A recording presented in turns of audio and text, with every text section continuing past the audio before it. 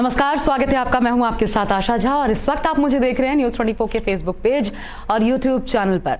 और आज एक ऐसा विषय मैं आप लोगों के सामने लेकर उपस्थित हूं जो रोजाना हम पर असर डालता है। तेल की कीमतें आप सब जानते हैं बेतहाशा असर डाल रही हैं, सीधा सीधा आम आदमी की जेब पर असर डालती हैं। तब जब लोगों को नौकरी नहीं मिल रही, लोगों की कमाई नहीं बढ़ रही, महंगाई लगातार बढ़ती जा रही है, खुदरा महंगाई दर कल ही रिपोर्ट आई कि बढ़ गई है एक बार फिर। तो ये तमाम चीजें जो है ये असर डाल रही हैं आम आदमी की जेब पर, और इसलिए महंगाई एक बड़ा विषय है जिस पर चर्चा करना जरूरी हो जाता है। तो पेट्रोलियम पदार्थों की जो कीमतें हैं उसमें इजाफे की वजह क्या है, आखिर कैसे देश की आम जनता के साथ छल हो रहा है, क्योंकि ये ना तो कोई ऐसी लग्जरी है जिसका हम इस्तेमाल करते हैं।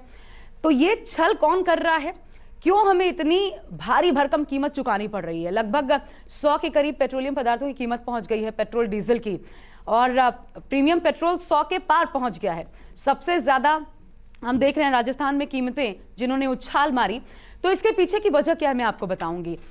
आप जानते हैं पेट्रोलियम मंत्री धर्मेंद्र प्रधान ने सदन के भीतर और बाहर भी बयान जब दिया तो ये कहा कि क्रूड ऑयल जो है बढ़ती कीमतें, कच्चे तेल की बढ़ती कीमतें जो हैं वो सबसे बड़ा कारण है पेट्रोलियम पदार्थों के दाम बढ़ने की। लेकिन क्या ये सच है? अब इसकी एबीसीडी मैं आपको समझाती हूँ और डेटा के साथ समझाती हूँ। देखिए कैसे।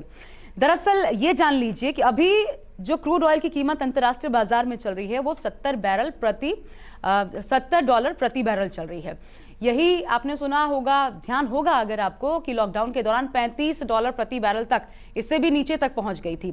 तब हमें फायदा नहीं मिला था, और इसलिए अब जब बढ़ रहे हैं और दाम इसके अनुसार बढ़ाए जा रहे हैं तो फिर लोग सवाल पूछ रहे हैं कि जब घट रहे थे, क्रूड ऑयल की कीमत घट रही थी, तब दाम नीचे क्यों नहीं गया। अब इसको समझिए खेल क्या है।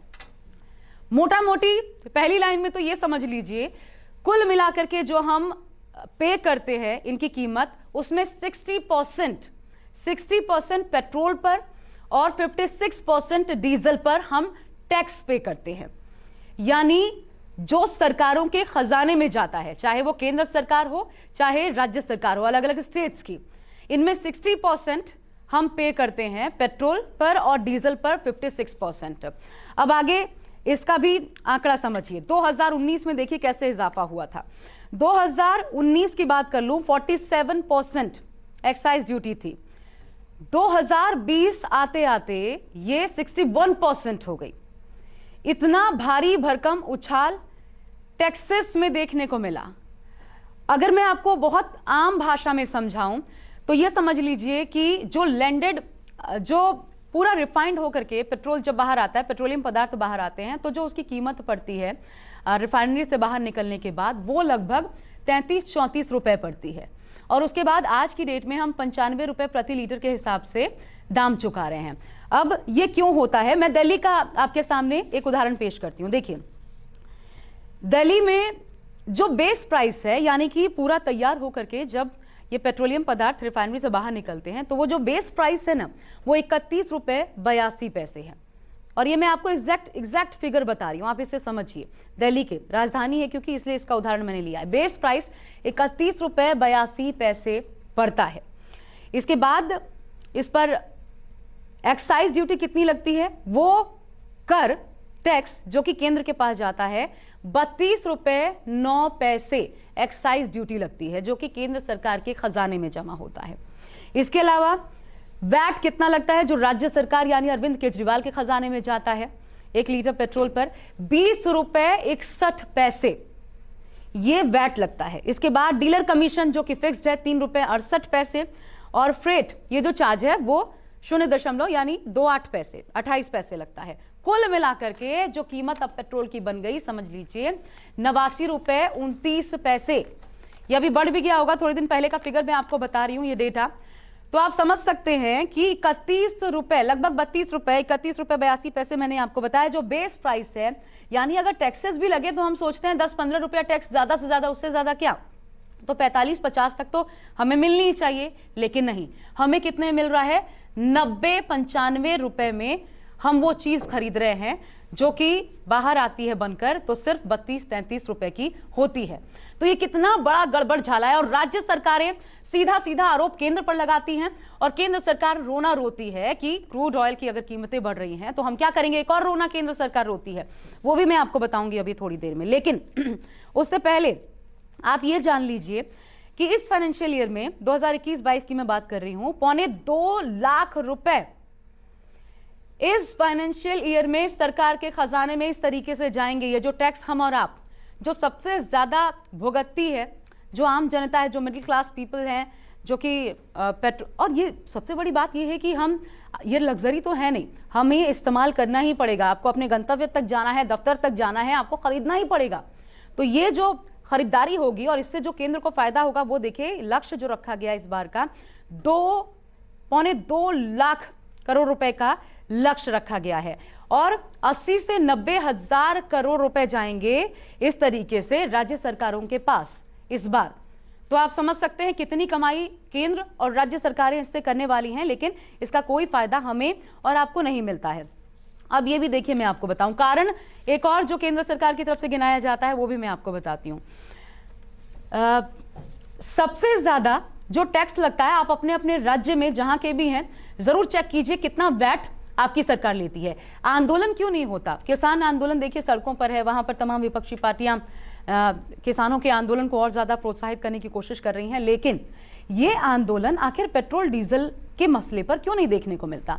आती हैं सिलेंडर लेकर के पार्टियों को, हम देखते हैं कि बयानबाजी होती है, एक दूसरे पर हमला होता है, आरोप प्रत्यारोप लगता है, लेकिन आंदोलन का रूप नहीं लेता। पेट्रोल डीजल की जो कीमतें बढ़ती हैं वो क्यों? क्योंकि कारण ये है कि आम जनता को अपने कामकाज से फुर्सत नहीं है और जो विपक्षी पार्टियां हैं उनको भी पता है कि हमारी जहां जहां राज्य सरकारें हैं वहां पर हमें मोटी कमाई हो रही है और वो जरूरी है, और फिर वो दिखाती हैं कि ये हम देखिए प्रदेश के भले के लिए इस्तेमाल कर रहे हैं, भले उसमें कितनी लूट हो ये आप और हम सब बखूबी जानते हैं। अब मैं देखिए राजस्थान में सबसे ज्यादा यहाँ पर बता दूं आपको कि वैट लगता है। यहाँ पर पेट्रोल पर 36% और डीजल पर 26% वैट राजस्थान में लगता है। दिल्ली की बात कर लीजिए, दिल्ली में 30% वैट पेट्रोल पर लगता है, डीजल पर 16.75 से बढ़ाकर सीधा दोगुना कर दिया गया है। 30% डीजल पर भी लगता है, ये देखिए डबल कर दिया गया दिल्ली में। इसके अलावा एमपी भी जो दूसरे नंबर पर आता है, सबसे ज्यादा राजस्थान में एमपी, उसके बाद दूसरे नंबर पर आता है जहां पर राज्य सरकारें बहुत ज्यादा कर वसूलती हैं ये वैट के नाम पर पेट्रोल डीजल पर, और इस तरीके से ये अपना खजाना भरती हैं, लेकिन कोई लाभ आम जनता को नहीं मिलता। और यही वो खजाना है जिसकी वजह से ये विपक्षी पार्टियां सड़कों पर भी नहीं उतरती हैं। एक और बड़ी बात मैं आपको बता दूं कि बीजेपी इसके पीछे एक और तर्क देती है कि आखिर क्यों नहीं, जो केंद्र सरकार है वो इसके पीछे, माफ कीजिएगा, वो इसके पीछे एक और तर्क देती है कि क्यों नहीं पेट्रोल डीजल के दाम घटाए जा सकते हैं। एक तो वो कहते हैं क्रूड ऑयल की कीमतें जो बढ़ रही हैं, दूसरा वो ये कहते हैं, सरकार ये कहती है कि इतना ज्यादा लायबिलिटी है हम पे, पिछली सरकारों ने इतनी लायबिलिटी छोड़ी है कि उसकी भरपाई हमें अभी करना है, हम कर रहे हैं, और इसलिए कीमतों को नहीं घटाया जा सकता, क्योंकि अगर कीमतें घटा दी गई तो पैसा कहां से आएगा। अब ये लायबिलिटी क्या है ये समझिए। ये लायबिलिटी ये है, पिछली सरकारों ने दरअसल पेट्रोलियम कंपनियों को पैसा न चुका करके उनको बॉन्ड इशू कर दिए थे, ऑयल बॉन्ड इशू किए थे। अब ऑयल बॉन्ड जो इशू हुए थे उसका कोई प्रावधान बजट में भी नहीं किया गया, और वो ऑयल बॉन्ड अभी बकाया, एक तरीके से बकाया राशि केंद्र सरकार के ऊपर बनती है। ये लायबिलिटी है जिसको पूरा करना है, और ये कितने की है तो मैं आपको बता दूं, 1.25 लाख करोड़, ये 1.25 लाख करोड़ के ऑयल बॉन्ड्स थे जो कि सरकार को भरपाई करनी थी, पेमेंट करनी थी पेट्रोलियम कंपनियों को, और 60 से 70 हजार करोड़ पिछले 6 साल में आपको बताऊं 15 लाख करोड़ इस तरीके से केंद्र सरकार कमा चुकी है, लेकिन अभी भी भरपाई नहीं हुई है, वो लायबिलिटी खत्म नहीं हुई है, और 60 से 70 हजार करोड़ रुपए अभी भी बाकी है।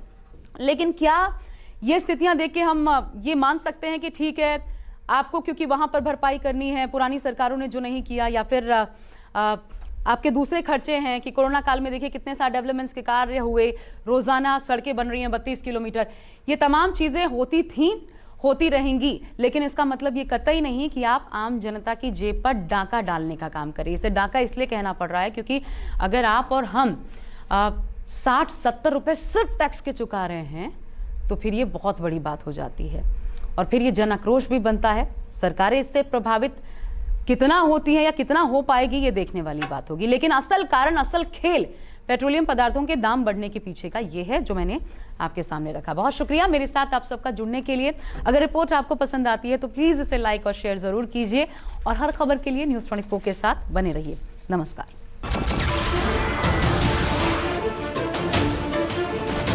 नमस्कार, मैं हूं मानक गुप्ता। अगर आपको हमारा ये वीडियो पसंद आया हो तो इसे लाइक और शेयर जरूर करें और हाँ, हमें सब्सक्राइब और फॉलो करना ना भूलें ताकि आप देश और दुनिया की कोई खबर मिस ना करें। तो जुड़े रहिए हमारे साथ और देखते रहिए न्यूज़ 24।